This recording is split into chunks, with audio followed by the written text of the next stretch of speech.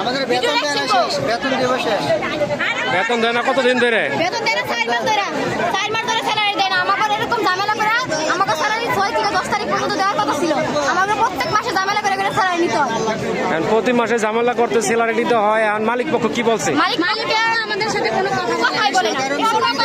সকাল থেকে এখন পর্যন্ত রাস্তায় আমরা বসে আছি, এখন পর্যন্ত মালিক পক্ষের কেউ আসে না। সাধারণ ছুটি ঘোষণা জানায়। স্যালারি দিতে না পারিস তাহলে সাধারণ ছুটি দিয়ে দেয়। আমরা যদি স্যালারি দিতে না পারলে আমাদের হুমকি দেয়। আমাদেরকে হুমকি দেয়। আপনারা কিভাবে হুমকি দেয়? যে আমাদের কিছু বলতে গেলে মামলা দিয়ে দেয়। মামলা দিয়ে দেয়। যাইও না, মাইর দূর হয় আরো।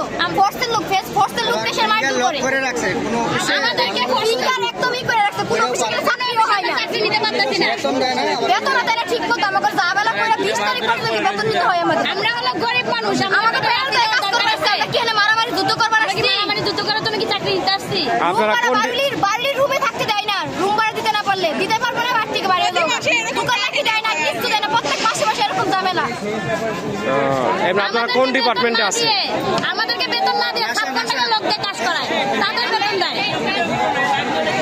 আমরা সকাল 8টা থেকে এই জায়গা অবরোধ করে বয়ে রয়েছি। আমাদের কোনো মানে আইনে কোনো ব্যবস্থাই নাই।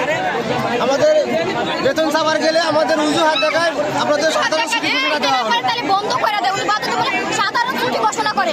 আমরা তো কাজ করে খাইতে এসেছি, উনি বন্ধ করবেন কেন? আর আমরা আমাদের কথা নাই। কোম্পানি চালাতে না পারলে বেতন ছাড়াই আমাদেরকে বাই করে দেয়। বাই করে দেয়, বিনা অপরাধে বাই করে দেয়। কোনো রিজাইন দিলেও রিজাইন আসলে না। কিছু না, এমনিতে বাই করে দেয়। এরকম পরিস্থিতি করে। আর যদি কোম্পানি চালাতে না পারে, উনি 4 মাস 13 দিনের স্যালারি দিয়ে দেয়, ঈদ পুরা দিয়ে দেয়, ছুটির টাকা দিয়ে দেয়।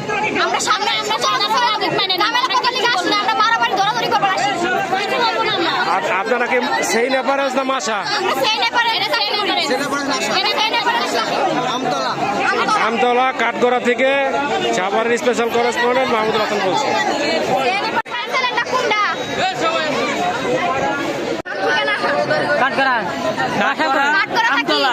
আপনার নাম কি? শিউলি। আপনি কোন ডিপার্টমেন্টে আছেন?